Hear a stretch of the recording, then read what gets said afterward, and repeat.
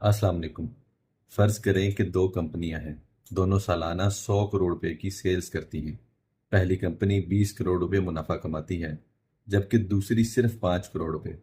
اب سوال یہ ہے کہ کون سی کمپنی زیادہ مؤثر اور مضبوط ہے؟ ظاہر ہے پہلی، اور یہی فرق ہمیں پروفٹ مارجن سے معلوم ہوتا ہے۔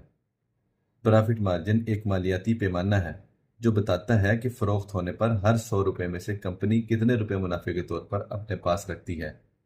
یہ کسی کمپنی کی کارکردگی، لاگت پر کنٹرول اور منافع کمانے کی صلاحیت کو ظاہر کرتا ہے۔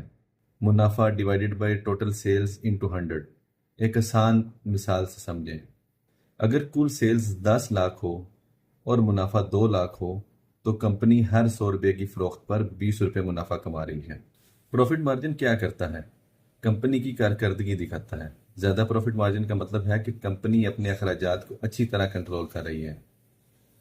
کمپنی کا موازنہ آسان بناتا ہے، صرف سیلز دیکھ کر فیصلہ نہیں کیا جاتا۔ پروفٹ مارجن بتاتا ہے کہ کون سی کمپنی زیادہ مؤثر طریقے سے کام کر رہی ہے۔ سرمایہ کاروں کے لیے اہم اشارہ: سرمایہ کار ایسی کمپنیز کو پسند کرتے ہیں جو مسلسل اچھا پروفٹ مارجن برقرار رکھ سکے۔ مختلف صنعتوں میں مختلف پروفٹ مارجن۔ یہ ضروری نہیں کہ ہر کمپنی کا پروفٹ مارجن ایک جیسا ہو۔